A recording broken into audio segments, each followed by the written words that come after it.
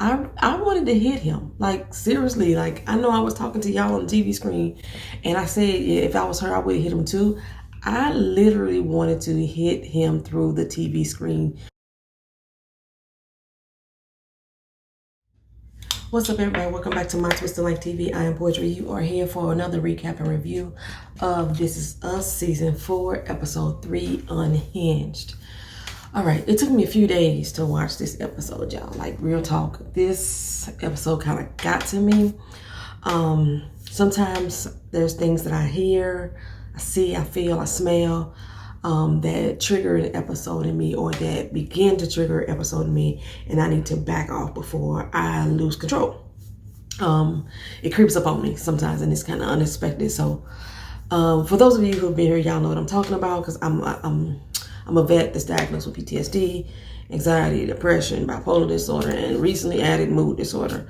And almost without fail, each season, there is one episode on this show pertaining to something that pushes one of my triggers. In episode 1, when Cass's son was constantly vying for her attention, then mommy, and pulling on her and shit, I wanted to hit him. Like, seriously, like, I know I was talking to y'all on the TV screen, and I said, yeah, if I was her, I would have hit him too. I literally wanted to hit him through the TV screen, or just shake his ass to shut him the fuck up. I was like triggered, but I wasn't as triggered as much as I was in this episode. We start off with Nikki sitting alone in his mobile home, unsure what to do with himself, unsure how to settle his mind. Kevin, he reading notes on his refrigerator, looking at different things. Kevin wrote a note that said something about, if you ever need me, just call me. There was flyers on the fridge about every vet class possible that he could attend to help him with his depression, his PTSD, with his anxiety, his bipolar disorder, his mood disorder, everything, weight, everything. Trust me, I know I got the same damn calendars. One day in the mail, he got a picture of baby Jack, and that kind of triggered his need to get a little better, So he started going to his VA therapy sessions, and he met Dr. Ruiz. Now, he was reluctant to talk to her at first, so was I. I was angry, and I was ashamed that I had to beat her in the first damn place. Like, I'm dealing with life. That's how the fuck I looked at it. This is life. And I've let life get bigger than me, to the point that I couldn't handle it, that I needed somebody with MD or PhD behind their name to tell me how to live my life, how to be in control of my faculties. And it was embarrassing, humiliating, and even more depressing at the same time. Like, I told my therapist the other day, well, the last time I seen her, is that coming to therapy is a fucking trigger for me sometimes.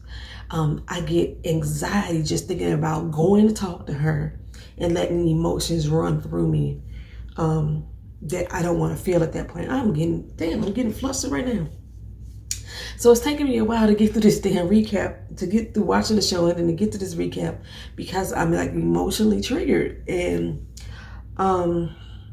it's like, what the hell do I do? Like, share feelings, and then I gotta feel the feelings that I'm sharing. It's like, so I understood like what Nikki was going through that. So he taps his fingers, while he's when he's anxious, and I shake my leg a lot. You may see me rock. If I'm angry or annoyed, you may see me just like real quiet, but I'm wringing my hands. And yeah, I do that a lot. So if you're around me, you know those are my triggers. I am sorry, y'all. I'm like, I'm gonna get through this recap. I'm not gonna cut it off again. So if you out there, you're dealing with PTSD or any type of, like, even from the military, not in the military, you may be understanding what I'm feeling right now. So anyway, visit by visit, Nikki began to warm up to Dr. Ruiz. And, he would share more his thoughts, his feelings, and little did, he know she was connecting dots for him that would help lead into his recovery. It made him open up more. He got back home. He was cleaning up his house. He was taking care of his yard. He was going out more. He was uncovering his appearance. He started off very closed. His arms was always closed tightly against his chest. He was sloped down in his seat. In addition to him wearing a frown, he had this skull cap that he kept real low, and he just looked dirty and dingy all the fucking time. These are shields. These are shields, if you will. Attributes to help keep him safe from pain and from just existing in a world that even still today seems unfamiliar to him. Well, on the day when it all started to unhinge, the name of the episode, Unhinged, Nikki was well groomed, wearing lighter colors. He had lost the hat and everything. His frown was gone. And he actually looked forward to meeting with Dr. Ruiz. They had went from being inside of an enclosed office to an outside space, like enjoying outside and, looking at the clouds and wondering where the birds are going and things of that nature. And it may all seem like none of this really mattered, but it did. He had somebody that he was connecting to. He was starting to feel a little bit like himself again, right? And when she sat down, she said, "I have bad news. I'm being transferred." Everything in Nikki's world shut down, and mine. We was just 3 minutes and 22 seconds into the episode, and panic had begun to set in for both of us. Like, for real. Like, y'all have heard me say that I want to move from Orlando, right? That I'm happier here than I was in St. Louis, but I'm still not happy yet. And one of my biggest fears of moving again is not having my current psychologist. Like, I've been in therapy with the VA since 1997, and not once had I had a doctor who got me, who wasn't patronizing. It was actually helping me to improve. Like, I actually look forward to going to therapy most days. I still get a little anxiety, but most days I'm like, and when I leave it, I'm like, I felt good. Like, I love my fucking doctor. Like, I literally want to give her a hug every time I see her. And the thought of not having her to help stabilize my moods and help just keep me in a level state of being freaks me the fuck out. It like freaks me out. I just realized that my mic wasn't on. I hope y'all can hear what I'm talking about. My voice is gone because,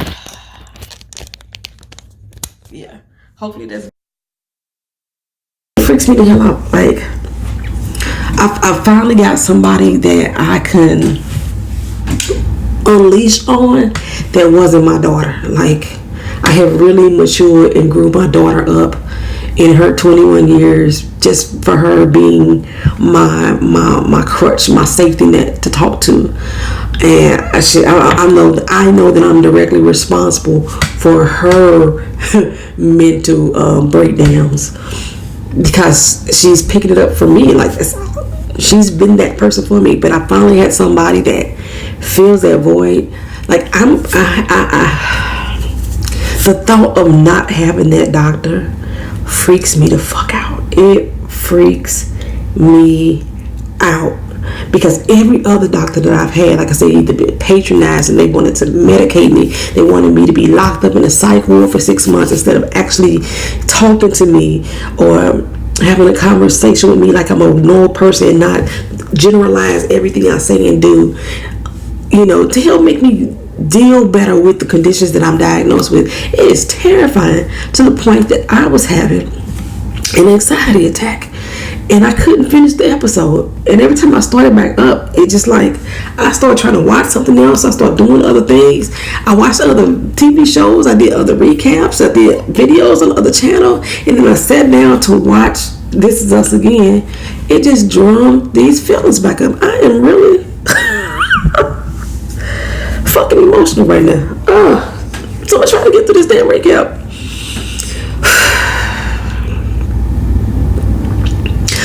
I felt unhinged and I'm feeling a little unhinged right now, and I'm just hoping, I'm trying not to let it settle in my mind with these fucking tears that keep falling. It's like when I feel afraid. When I feel afraid, I don't cower. I don't close myself off or shut myself behind doors like Nikki did. I lash out like he ended up doing when he took that chair and threw it through the window. I lash out all the time. And at anything, anybody, everything around me. And that's why I'm like, in my medical history, I'm labeled as homicidal, not suicidal. I'm a threat to others. If I get to that point, I get my David Banner on, like you won't like me when I'm angry type of shit on, and it's very stressful. So I try not to be at that place. But when that doctor told Nikki that she was being transferred, that fear that settled in him, that look on his face, it was a reality for him, and I felt that shit. So sorry this recap is late. Sorry I done smoked 10 minutes. And I hadn't even got into the show.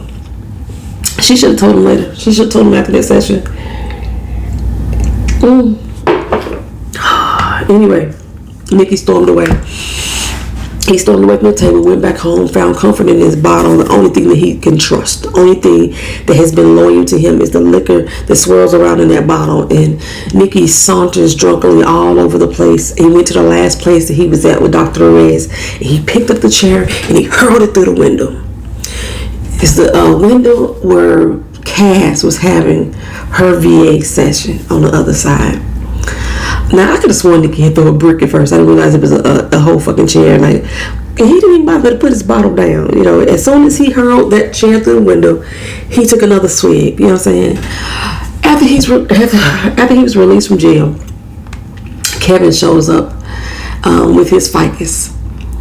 And so now we go to the kids. It's the first day of junior high for Randall. Kate and Kevin start a little bit later since they're not at a fancy school. And Kev is going to give him some cucumber slices, you know, lie back, kick his shoes off, and having him a me day. I understand. I ain't mad at Kev. We need those. Those days are much needed and required around here. Anywho, Randall was off to school, and I was confused when he changed into his new shoes. I was like, did Kate and Jack buy him some J's and not the other kids? But then he came up, he realized he had a black teacher. He was so very excited to see this man. And I think it was just the cultural connection that was there. Like, hey, yo, because the teacher introduced himself and Randall was like, I know who you are, dog. And it's very rare to see black educators in private settings. So anywho, especially during that time, it's the girls' first day of school too. And Tess is having a bit of apprehension about going, which I wasn't sure. I didn't understand the root of her uncertainty. And also Beth is about to open her dance studio too. So all this is happening on the same day. We're over at Kate's new home. Her neighbor not giving her a friendly welcome. You know what I'm saying? Toby off to work, and you know, she like, oh, my bad, I meant to sorry, we haven't introduced ourselves. You know, we've been moving in, dealing with the baby. And he did one of those numbers that said, tell your husband to stop parking on our sidewalk, or I'm going to call for a tow. Me and Kate was like, ooh, okay. Somebody need a colonoscopy. That's how I was feeling about bro right there. I hate neighbors like him. You see, we got this big ass storage thing pot in the driveway. You can come at me a little bit different, bro. Explain to me what the issue is. Let's come at me a little bit differently. And I wonder if the fact that he is carrying a cane has something to do with his aggression. Well, over at the JOB, Jack's boss is heated. Somebody forgot to put the pipelines in. So they forgot to get the pipelines inspected. So now they got to tear out the foundation of this property and start all over again. It's going to cost $20,000. Miguel is like, whoever did that shit, hey, they gone. They are gone for sure. The look on Jack's face told me it was him. That look on his face, and I'd be damned if it wasn't. Oh, well, Nikki, he looking at 10 years in jail or a possible $250,000 fine if he don't continue his therapy at the VA. So he got to go back there and talk to the doctor that he did not want to see and get reevaluated and approved to see if he's stable enough or not a threat to come back into therapy. Kevin is their advocate for him, and the head is like, okay, fine. If the Dr. Patterson say it's cool, then we're gonna let him come on back. This will help lessen his charges, if at all. He might get free, maybe able to walk because of that. And I was like, damn, of a fucking chair? Oh, a chair being thrown into a window? They think Nicky was black. Damn, what the hell? He old as time. 10 years? Okay. So I guess it's destruction of government property since it was the VA. Maybe that's why it's so steep. I don't know. So anyway, Randall, the shoes. He thought that he was bonding with this black teacher. The teacher from the Shy. He loved the Bulls. Randall loved the Bulls. So he wanted to rep his J's, thinking that they had a connection. But the teacher about that business. You ain't with the dress code, son. I'm sorry, I gotta do this. He gave him a damn demerit, and his parents had to sign up on it. Well, this sent Randall into a full-on anxiety attack. Again, we dealing with this anxiety. Like he felt the world close in around him, causing him to panic. Which is probably why today he really took those doors off at his office. It allows him breathing room. I told y'all before, I don't know why lately I have gotten to the point where I can't be in crowded spaces with enclosed walls. Like I could be in a crowded place. Like when I went to Universal, I was fine. But you put me in the elevator with them people, I'm gonna freak the fuck out. And I don't know when that shit started. And so I was wondering if that's how Randall was feeling in this moment. Well, over at Toby and Kate's, Toby's weight loss and her weight gain is about to become an issue. Kate walks into a lunch that Toby had set up with some business perspectives, and he see Toby talking to this slender woman. That's the first thing I noticed too. And at first you could only see her, and then you realize he's showing her pictures of baby Jack, and then you notice the guy that was standing right there with them. Kate calms down inside, and she looks at Toby like, you look nice. The hell, you wearing that suit well. Now Toby didn't want to get dressed at the house. Now if I'm correct, the actor has always worn a fat suit on this show because of the role. I thought that I had read this somewhere before, because they eventually wanted to address him having addressed weight again within this couple, between these two. So just in case y'all didn't know that, I think I remember them saying that he always wore a fat suit so he could appear bigger. Anyway, when they go over to the table, I think that was the part where Kate became unhinged. They had a booth. My first thought was, Kate is not going to fit in there. That was my first thought. I can't fit. I hate going to Applebee's or someplace and a guy doggone booth got that much space. I'm a thickums. I need some room. So I know how she feel, but I hate sitting in the tables with chairs because I'm short and my feet can't touch the floor, and it makes my legs cramp by having them dangling over like that. My feet don't touch the floor, y'all. I'm the only one in my family. But anyway, Toby knew that Kate wasn't going to be able to fit into that table, that booth. He tried to play it real smooth, though. I appreciated, him trying to do this. He was like, hey, it's a vent over the table. It's going to cool off the food some. Maybe move somewhere else. But the people, he was like, I ain't going to even eat that. He's like, well, I was going to order that. So the waitress is like, well, the table's over there reserved. Okay. So then Kate said, okay, fine. He know damn well I can't sit into that table. You should know that too, lady. Okay. And then she said, oh, my bad. Well, we got a table over here. Why you just didn't offer her the table in the first place? When he first even made the statement that something wrong with the vets, you could have suggested the table. You know what I'm saying? Don't say, oh, those are reserved. Come on, man. Now, I know he said, hey, there's some tables over there. But you could have said, no, but we got some tables over here. Something. You know what I'm saying? Anyway. But yeah, I don't know why the waitress didn't realize that was going to be an issue for Kate sitting at that table. I don't know. Am I fat shaming because I would observe that? Because that was the first thing I thought when they walked over there. She not going to sit in that booth. Am I fat shaming because I thought that? Because I knew that? Because I was aware and observant because of that? Y'all let me know down in the comment section. So, I finally stopped crying. So things, they're about to get unhinged for the Pearson clan because Jack is about to get fired. Well, he did get fired. Like I said, a $20,000 mistake, unless he found some magical way of talking his boss out of letting him go, which I couldn't see. Well, earlier, Kate was all geared up. Becca was all geared up to do her little Jane Fonda workout. Kate was already looking at Skinny Mag, so she decided to join the workout. Y'all remember the 20-minute workout that used to come on with Ann, Bass, and Lori, the two girls with black big curly hair, and then Ann had like the ponytail, the white girl. Let's keep doing it. One more, two more.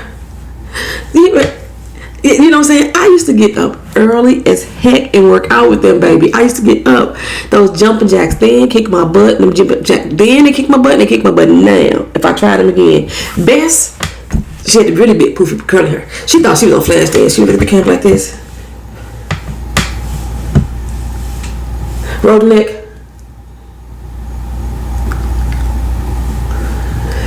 I used to love them though. They made leg warmers fashionable. They really did.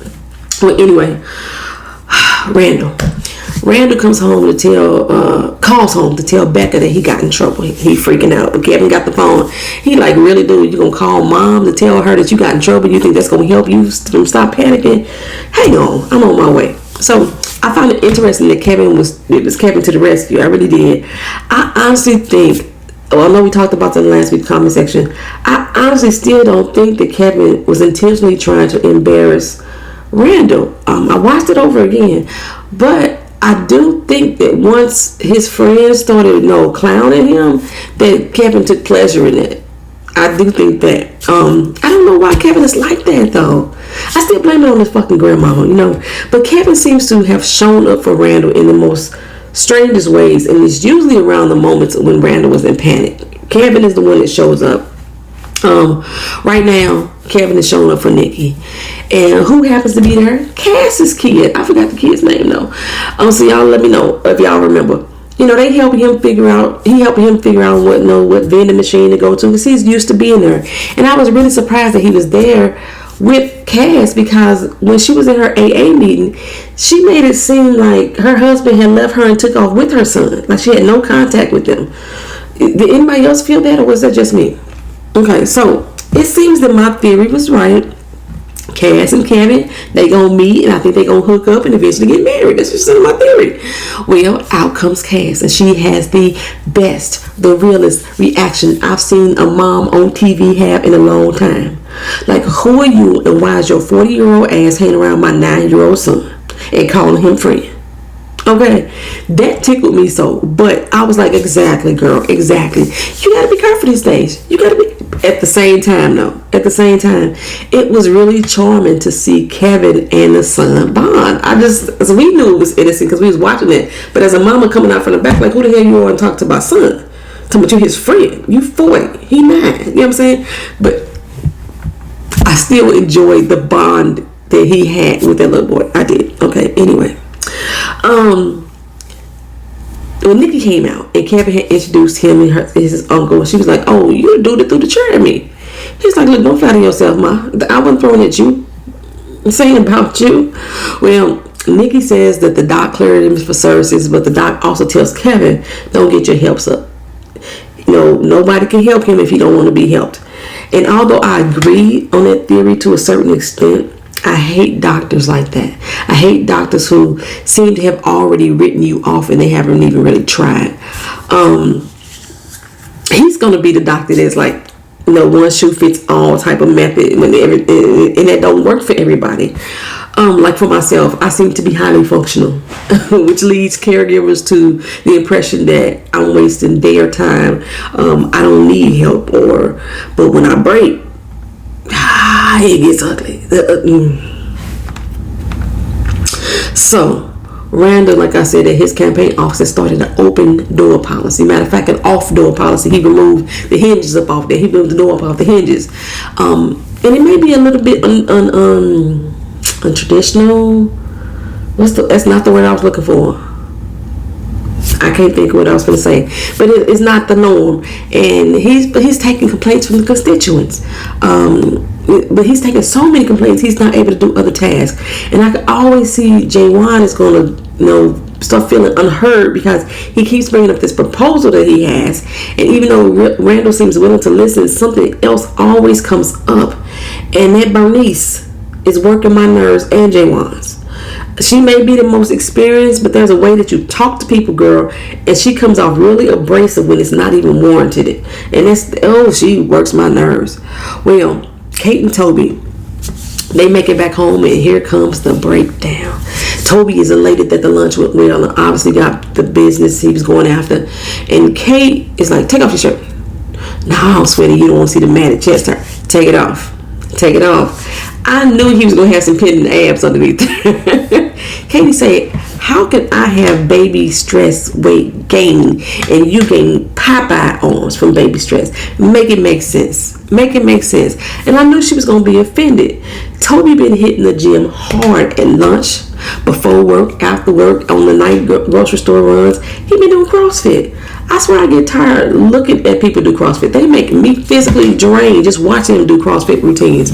But in his defense, he says, I didn't want you to feel bad because you were busy and tired being super mom. And I had a heart attack at age 38. Our son already has challenges. I didn't want to drop dead in front of him trying to tie his shoe. I didn't want to do that, And she said, oh, like his mama gonna do. This ain't about you, boo. That's what you don't understand. I'm sorry, Kate. Don't be mad at him because he's trying to better his health. It's not about you. We are not in competition with each other, honey. We are not in competition. So Jack was trying to calm his panic from rising up. And Miguel's like, what's happening? What's happening?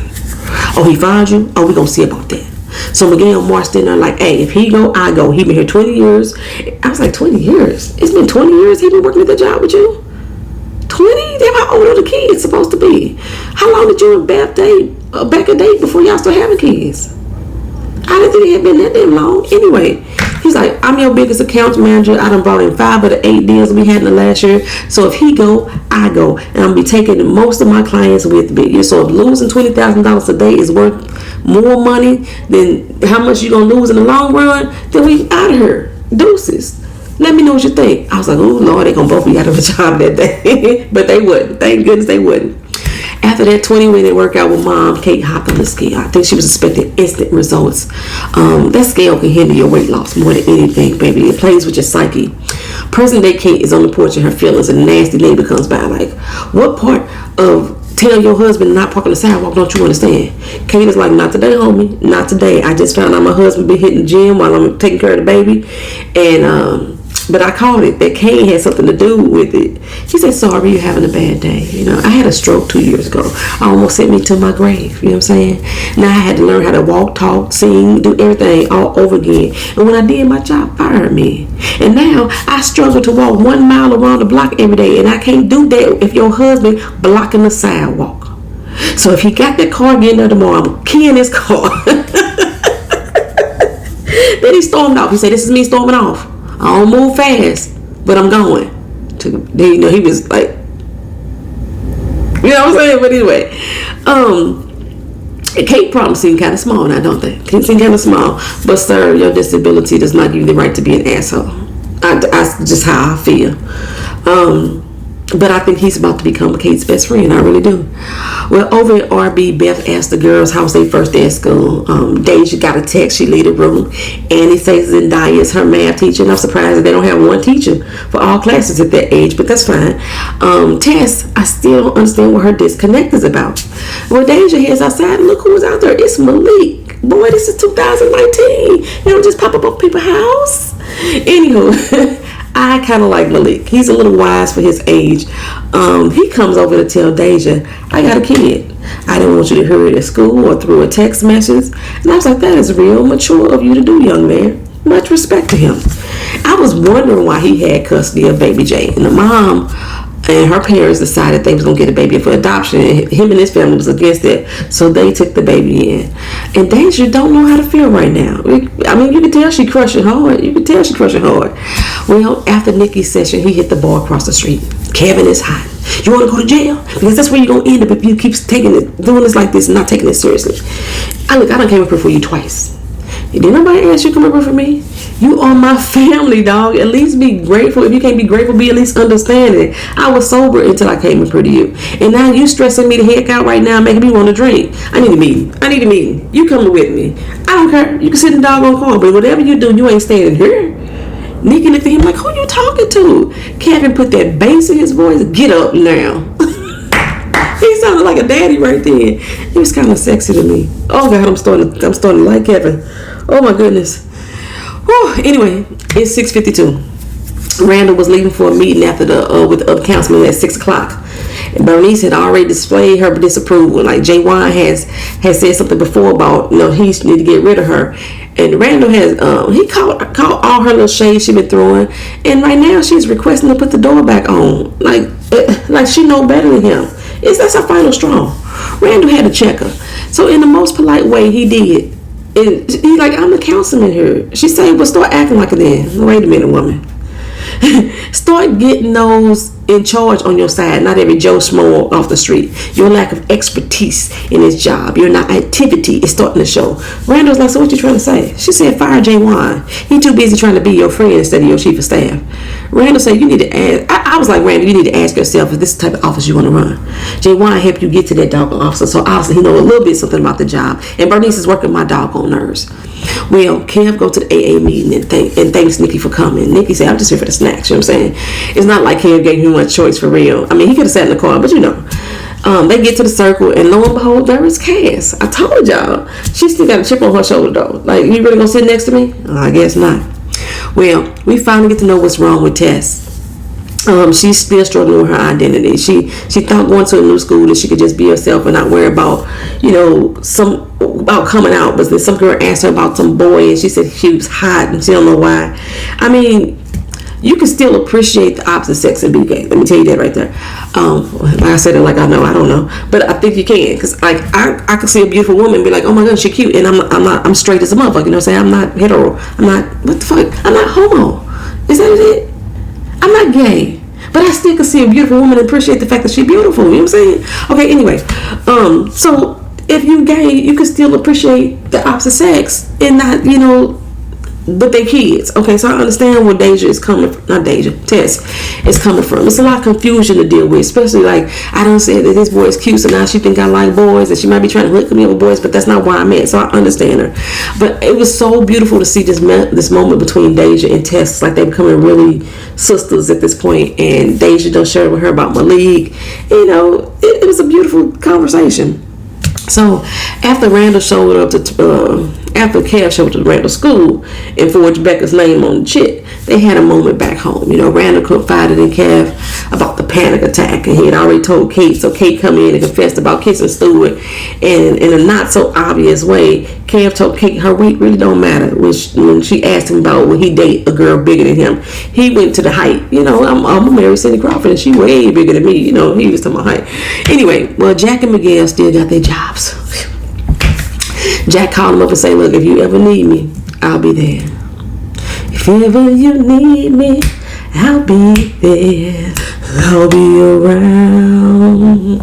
Y'all know who sing that song? Leave it in the comment section. I hadn't did that all episode. Y'all leave it in the comment section if y'all know who sings If Ever You Need Me, I'll Be There. And I'll drop you a microphone for your prize in the comment section. Now y'all know I'm an old head, so if you need a hint, that was it. That was your hint. And Kev, he is steady gaining ground with me. What turned him back into a total asshole as a teenager, I don't know. Well, for now, he gathers the family and they all sit around and watch Arsenio Hall. I'm like, Randall, you ain't got no idea. First was dealing with adoption. You ain't got no. What black person didn't know Arsenio Hall? All the movies and TV shows he had been in, and he don't know anything all show. This was after the fact. What black person don't know Arsenio? Randall person don't. So Randall shows up to the meeting finally. All the council members are gone, but Jay Wine is still sitting there. And he asked, how the office went. And Randall says, Jay had turned off my TV for a moment. I was like, he better not be firing Jay Wine. He bet not. And I meant bet not better not be firing Jay Wine. We go back into the office, and Bernice, satisfied with herself with checking Randall, states she is going to tell the handyman to go ahead and put the door back on the hinges against Randall's will. He stops and says, you know what, you do have more experience than I do. I know what your worth is as far as this office is concerned, but I cannot have somebody on my team who continuously undermines me, who openly disrespects me, my policies, and my friends. She said, your friend? You mean your chief of staff? He said, you know what, I'm sorry, Bernice, but this is going to be your last day today. Thank you, Randall Pearson. Oh my God, humble yourself, sis. Humble yourself. Oh. we go back to Jaywan and Randall over at the little place, and he's like, hey, she said we naive. Is she right? He's like, yeah, we are. We are naive because we are not career politicians. We're not here to rub elbows, with the big wigs and get just a few things done. We're here for the people to make a real difference in people's lives. This isn't a stepping stone for us to another job. This is the job. You know what I'm saying? You got to ask yourself the same thing I said. How do you want your career to be? You want to be brown nosing with the big wigs, or you want to be actually helping people? This is why I like Jaywan. This is why I like him. So I was so mad. I was gonna be mad if Randall had listened to Bernice. Y'all just didn't understand how mad I was gonna be. So Randall finally had time to listen to Jaywan's proposal. Baby, it was a damn wedding proposal. Jaywan finna propose to his girlfriend Hannah.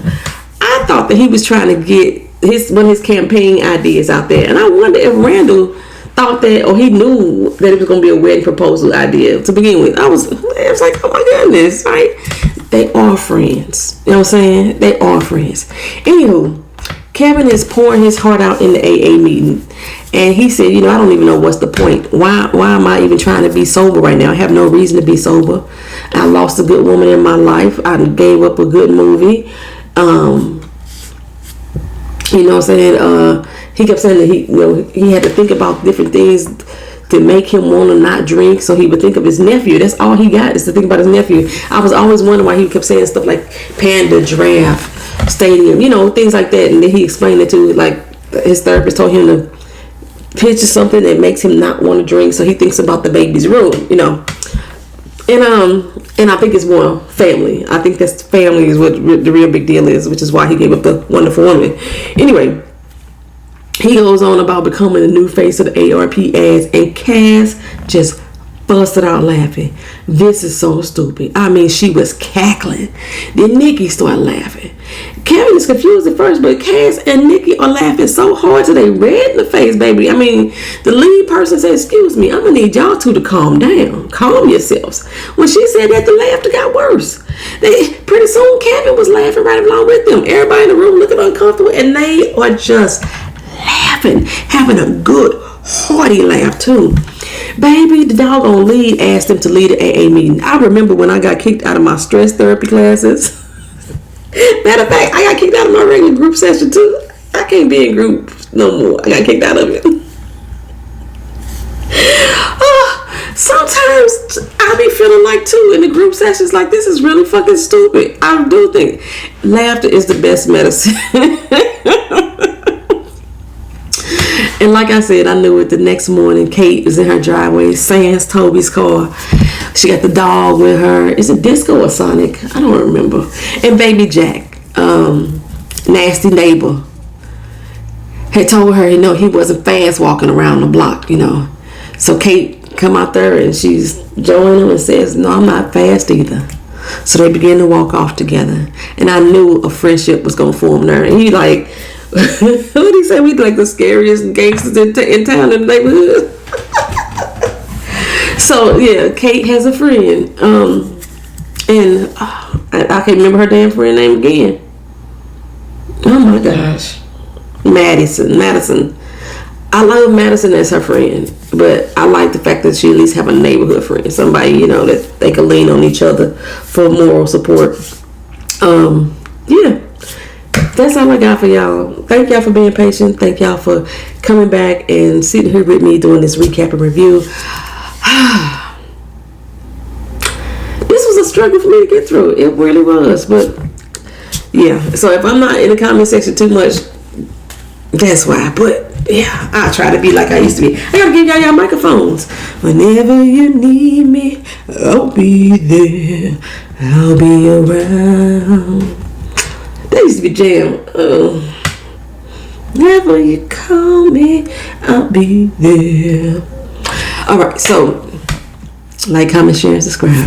Peace. See you in the next video.